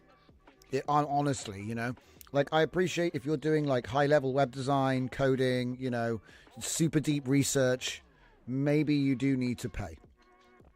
But do you need to pay? And that's what we're talking about right now. So Gemini obviously has probably the best pricing attitude right now out of all of them. For the longest time, they let you just have free access. They have less restrictions in terms of usage, not, you know, content. In terms of usage, they're quite lenient. I think you guys will have to tell me in the chat, but is there still free Gemini keys? Or do they do daily limits now? You guys can tell me in the chat if that's true. Because like I said, I'm not a regular user. But I do have a Google account. Most of us have a Google One account because we don't want to, you know, you want to get a little bit extra Google Drive space or whatever. And a lot of us have already got the Pro and don't know it. Like we upgraded to it 2 years ago and you're paying for it every month and you didn't, because it's only $5 or $10 a month. And it's in your head, it's, oh, that's my Gmail or, oh, that's my Google Drive, right? But they've put it all, it's one thing. So it comes with AI stuff. And you might be surprised that you actually get like VO3 and Google Banana and Gemini Key. You might be surprised. That check your membership and see what you've got because you might find yourself surprised. So let's talk about Gemini CLI extensions. Okay. Because a lot of the stuff that we build is custom nodes, MCPs for Claude. I see this as potentially being something like that, right? So Gemini extensions, right? So you have Gemini code, right? Do you remember when we had two Anthropic codes arguing with each other live? Obviously, that's something that you can do. Fernicar says, email is free too. Remember when you paid for email? Yeah, but that's because you're the product. I pay for email because it's my email. Let's have a look. Throttle. I do most stuff in the browser. Jules AI Studio, usually no token restrictions. That's what I'm saying. See, AI Studio. Right. Anyway. I'm thinking about making some stuff for the Gemini space specifically. So a lot of the time I'll do agnostic, recommend a local model, or I'll just say use Claude Sonnet 4.5. And that still stands. But how about we start doing some Gemini stuff? Because I do like Gemini code. I like Gemini CLI. And you can use Gemini CLI to orchestrate similar systems to what we've been designing lately. Might be a little bit over the top to have 8 Geminis running at once. But I suppose it depends if they give you a free key. Right. But anyway, what is a Gemini extension? So it's a pre-packaged, easily installable integration that connects it to external tools, including databases, design platforms, and payment services. This is interesting. This is an interesting little development. So each extension contains a playbook that teaches the AI how to use the new tools effectively. This means you get meaningful results from the first command, no more complex setup. I like that. The user experience is important, and it's something that's been missing from a lot a lot of projects that should have been more widely adopted but weren't because you can't bloody install the damn thing. Yeah. So you just go Gemini extension install GitHub URL. So this is a chance for us to be building those GitHub URLs so that, you know, we can be providing extensions to Gemini users. I think it's a good idea. So let's have a look at some of the stuff they've already done. So Stripe, define a set of tools that AI agents can use to interact with Stripe. Figma, generate code from frames. So that means that you have a design in Figma, and it will extract the design content and try to embed it into your website design if it already works. Shopify. There's a couple of cool things here. Elastic. What's Elasticsearch? I've heard of Elastic. Why is that ringing a bell? Connects to an Elastic NPC with Elastic Cloud. Elasticsearch data. Search and receive Elasticsearch data. Hang on a minute. Gemini Elasticsearch. Elasticsearch extension. Elastic Builder. Get an Elasticsearch API key. And how much does that cost?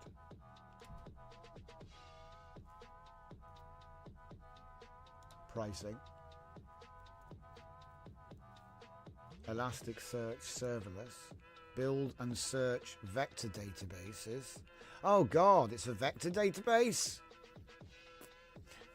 Good luck. Anyway, that's probably why it's stuck in my head. I just couldn't remember what it was. Right. So developers get more from Gemini by integrating MCP and extensions.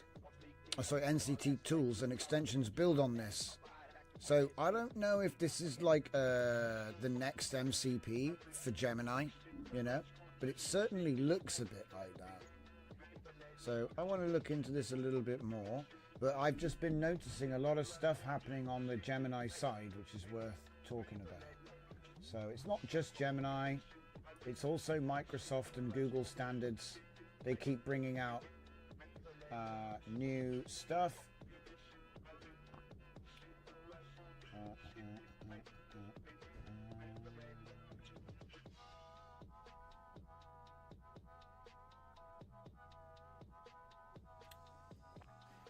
Langchain, oh yeah. Next up is Langchain. So again, this is the so funny. Here we go. I'm just going to let it sink in. What does this look like, boys? Anybody see the familiarity in this? This is from October 12th. That was yesterday. So we have user input, and there's a planning module. Ah, that's pretty cool. And the planning module goes to specialized, well, the planning module goes to a sub-agent, look. And then it goes for another sub-agent. And then the planning goes to specialized sub-agents too. And that goes in there as well. And then eventually, and oh, it's interesting, isn't it? It's an interesting one. So what? So wait, so you mean they're going from linear to a wave-based sub-agent system? Even if there's no waves, there's the sub-agent system is thinking about thinking.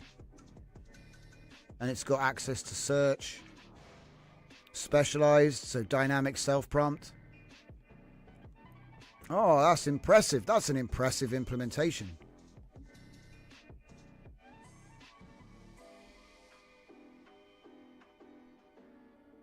Do you think that you could have each sub-agent call even more sub-agents? Sounds like Nation of Experts. Sounds like mixed lobe architecture. But yeah, you know, that's how it is. That's how it is, guys. The new Advanced Stock Research Agent, a multi-agent system built with LangChain's deep agents that delivers professional stock analysis.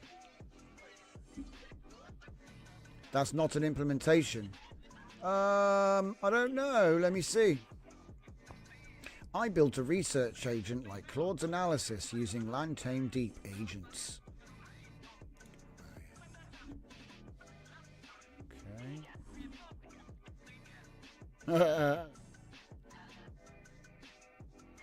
Really? If they've made it this easy to write it now? And like I said, because what I like to do is every 3 to 6 months I go and check out what Google and Microsoft have been doing in line with what it is that I do. Look, getting started, 5-minute setup, install deep agents, LangChain Olama. We won't need Y-Finance, Gradio and LangChain Core. Set up a local LLM. Olama, what? He just pulled GPT OSS. Just love it. And then stock research agent. And look, he's even saying, building this taught me true capability isn't the smartest model. It's about systematic orchestration of specialized tools. Yep, I agree. Sega. I agree. And you know what? That's why I did Zero Vector. That's why. That's why Zero Vector exists. We're in version 8 now. But what I'm thinking is maybe it's time to revisit the deep agent and the ADK and all this other stuff and see if I can rebuild the next version with their most up-to-date features. Because I do like doing that, you know? It's like a little remix. So anyway, that's cool. There's more. Look at this. You're going to love this one. I'll just let you read the title. I love to see it, guys. Family of Time series. Beautiful. Beautiful. GPT-4o struggles because it doesn't have a clue what time is. People are starting to... They're going in the same direction. But they're going there with, you know, backing and research money, right? That's the difference. I can only do so much. But I love to see other people doing a similar thing with like a practical application. It's lovely. Because obviously the stuff I do, I'm usually just wanting to answer a question. Can this be done? And then usually the answer is yes, it can be done. But to apply it costs money. Agentic Context Engineering, ACE. Hey! You can't say that. Agentic Context Engineering, self-improving LLMs. You can't call it ACE. That's my thing. Mine was adaptive capacity elicitation, which is, it's the same thing. Because if you tell an LLM that it happened, he'll make it happen. Anyway, look at this. Evolving context, not fine-tuning, guys. October 10th. That's what we do. It's just funny that they've ended up making it stand for ACE, because my first breakthrough system prompt was ACE Hollow. Like I said. And I've always said, you know, the words change, but it's doing the same thing. Look, ready? Query with context playbook. What's a context playbook? Could it be a narrative bucket? Let's zoom in on this diagram so you can really enjoy this one. Enjoy it. I just like how they've put their own... I'm not saying it's the same. This has got its own spin on it, right? Trajectory, which is... Trajectory is a way of saying narrative arc. So for us, that would be... We're going backwards from page whatever, writing a page at a time. We have the LLM reflector doing the writing, and the insights go to an LLM curator, which then gets put in the playbook for more queries. So remember, we just spent 3 days doing writer's room, and in that I was like, oh, when you finished writing the book, you send a summary to update the book, to write the next book, to send the summary to the narrative bucket to write the third book. This is how this is. Even though this isn't necessarily what they're doing, okay, I'm not making any claim here or anything, but this diagram, it describes what you're doing when you write books with Splatoon. It's the same process. They've just automated the whole thing. You know, this is actually now automated end to end, whereas we actually have to like copy files around and stuff. Yeah, I love it. And they're calling that ACE positions context engineering as a first-class alternative to parameter updates. Instead of compressing instructions into short prompts, ACE accumulates and organizes domain-specific tactics over time, arguing that higher context density improves agentic tasks where tools, multi-turn state, and failure modes matter. See, they're doing stuff I never even thought of, okay? That's why it's really nice to see what other people do with the same ideas. Because it's like, it's dark, right? It's dark. You know, people say the light bulb was invented by two people at the same time. Yeah, that's because it being dark is a common problem. Do you know what I mean? Oh, it's dark. There's this thing called electricity. Maybe we can make light with it. It's going to be a high likelihood for a parallel invention, isn't it? You know? Or a parallel discovery is what I should say. Because it is a discovery. What the hell? That's my saying. It's taking all my sayings. Anyway. So that was the time series, the lang chain, abstraction middleware. So more lang chain stuff. This is a little bit older. So agent abstraction middleware, which gives developers more control over context engineering, letting you tweak many steps or more variants into state management. Middleware makes LangChain 1 the most flexible and composable agent abstraction out there. And look, what's this? Middleware solves orchestration. What's still missing is interpretation, a universal layer that turns messy context into determinate. I love how they're basically talking about intent. Oh, you mean intent detection? He's got the right idea, but that's kind of our job. No, that's our job. Because the thing is, if they do everything, what do we do? I like what he said, though. He's right. He's right. But, like, he's right. But when you say missing, it's not really missing. It's just a bridge you have to build at the moment. And in future, I guarantee they'll just make a module. And then that bridge is built. And then you'll be complaining that there's, you know what I mean? Oh, I don't like the way they built the bridge. Like, well, we had to build it before and you didn't like that. Why am I going to LinkedIn? Docs. Oh, I'm leaving LinkedIn, right. What? I was on Twitter. Oh, so when you're on Twitter and you click a LinkedIn, it asks you if you want to leave LinkedIn before you go to the... So stupid. Okay. Middleware produces a way to more tightly control what happens inside the agent. Core agent loop involves calling a model, letting it choose tools, and then finishing when it calls no more tools. So we go request, model, action, observation, and then eventually result. So that's how it actually is working.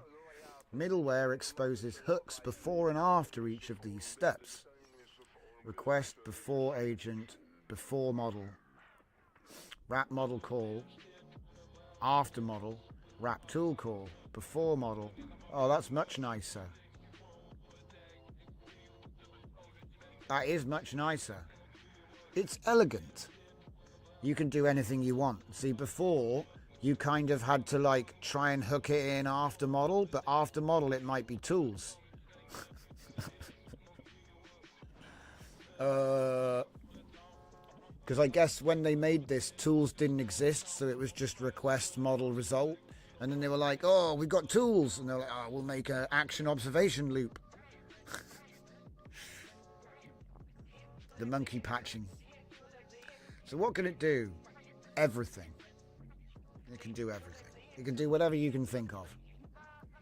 Being honest. obviously the most obvious one is prompt enhancement, rethinking, all these different things that we like to do. Multi-turn. Applications where preserving full conversation context matters. Interesting. Automatically summarize conversation history when approaching token limits. Look at this. Just automatic summarization, but keep the last 20.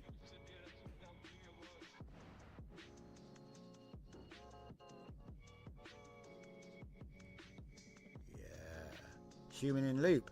High-stakes operations require human approval, database rights, financial transactions, compliance workflows, long-running conversations where human feedback is used to guide the agent. Oh my god, we could build the 20 questions thing, finally! I'm actually into this. Because you could make the 20 questions interview with the human in loop feature alone. Interesting. And then anthropic prompt caching. Ooh. Hey, hi, my name is Bob. Bob? Wait. Bob's real? Model call limit, tool call limit, model fallback, personally identifiable information. What, to stop it from... Oh, wow. Okay, alright.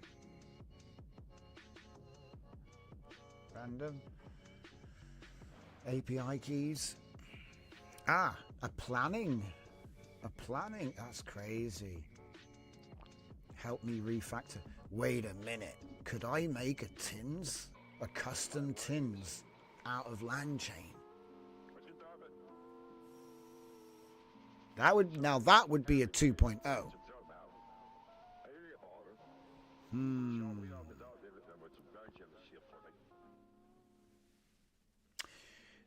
LangGraph allows you to do vector graph database stuff, Fernie.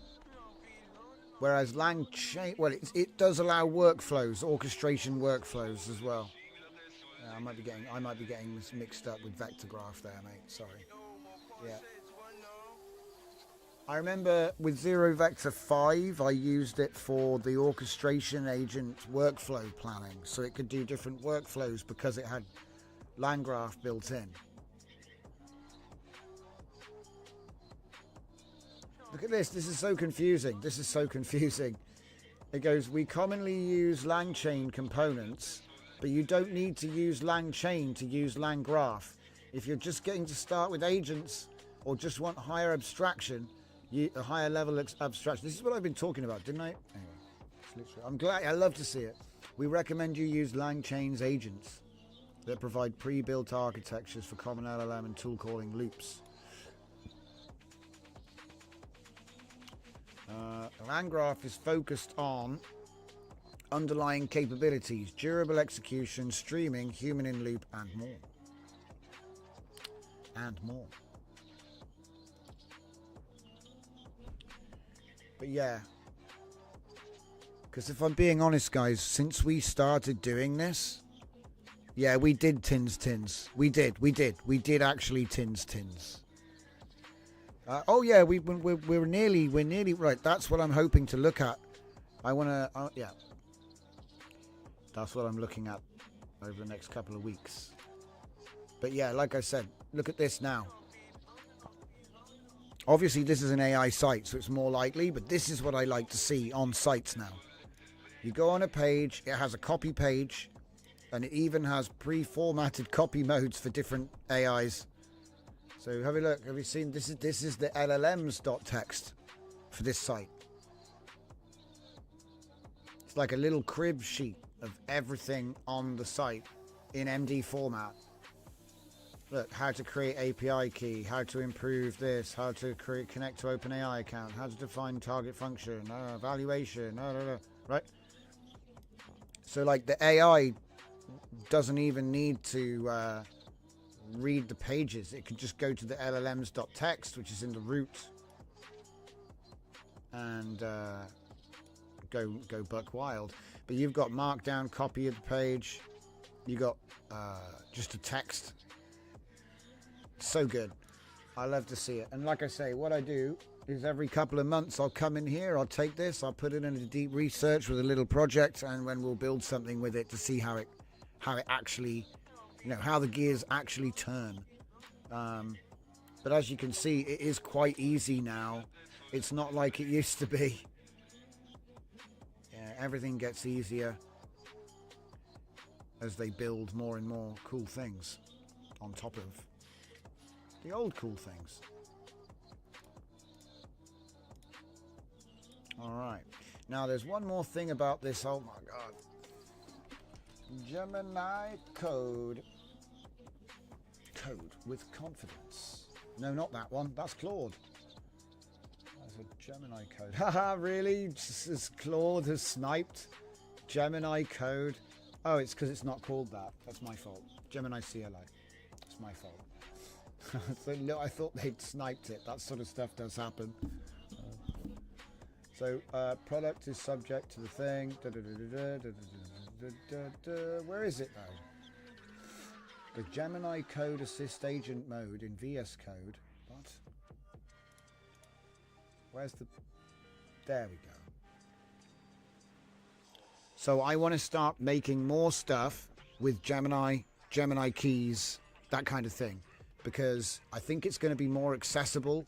Like, Claude is going to be the GOAT. He is the premium solution, right? You're always going to have your GPTs and everything else, and local models keep getting better and better. But I think that this is maybe coming out as one of the more accessible, and it's the ecosystem, It's like, why do people use SD 1.5? Is it better than Flux? No. But it has all the tools and plugins and more trained LoRa's and more trained, there's more research was done on that model. There's like more tricks that you can get. Like, there's so many techniques that are only available for SD 1.5 aren't in later image generation models. And what I see happening with the Google ecosystem is they're kind of like, they're letting you have a lot for free. Yeah, they're not milking it. Yeah, they do charge for certain things, but it's more of a hype tax. You know what I mean? Like, their latest video model will be competitively priced, but you get away with a lot. They give you a lot. And so I'm thinking maybe start making some projects which are made to be run with Gemini instead of always adapting my stuff that's written on Sonnet. Maybe actually build some stuff with Gemini, because I think when you have Gemini CLI on your system, that's actually a really cool thing to have. It's almost like a 3D printer for software, and because of the way they're so lenient with the costs at the moment, obviously it depends what your membership is and all that business, but yeah, I think this is going to be sort of like new direction. Okay, new direction. And it might suck for a bit, but it'll get better over time. So let's just check the comments. What do we got? We are the product when talking about training LLMs. Yeah, we are. We're the scaled dot product.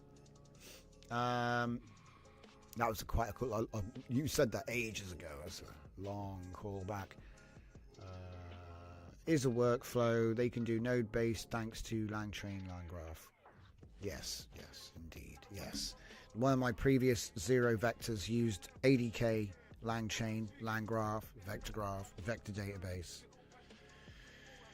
But in the end, I dropped all that stuff because, do you know what's funny? The AI rewrote all of his own stuff. So I didn't need any of it in the end. Do you know what I mean? It's kind of funny how that works. He just kind of butchered it and rewrote it all. And anyway. You have to kind of tell him, no, do the standards. But it all works, so who cares? Oi, oi, oi. Did someone say Tins 2.0? Yes. Tins 2.0 is on the way. It's Q&A multi-phase, which is why I'm like hesitant to release it, because there wasn't an easy way to implement that. But now they're saying, oh, actually, you can just do, human in loop. So maybe there is a way to do it, because it's a bit complicated. You can't really do it in a single... You could do it in a single prompt, but it would be like your mileage may vary. Did I ever tins my tins? We did tins the tins, and tins was able to build itself. So yeah. We did do that for a joke, yeah. Right then, that's the end of the show, ladies and gents. We'll be back tomorrow at 8 p.m, same time, same place. I look forward to seeing you. If you enjoy, if you're a code enjoyer, come by the Discord in a little bit. Once we've eaten something, I'm sure we'll be hanging out in the Dev Live voice channel. So the link for the Discord is in the description. Please like the stream. And I'll see you all next time.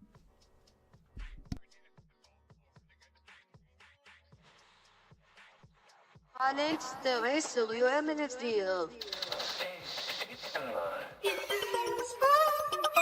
Emmy's not south. It's not smash the demo.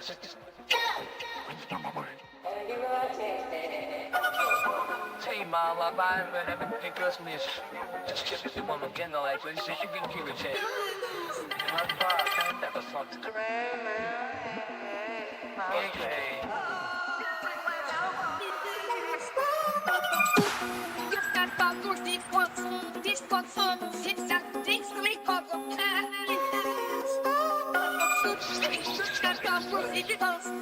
Stop to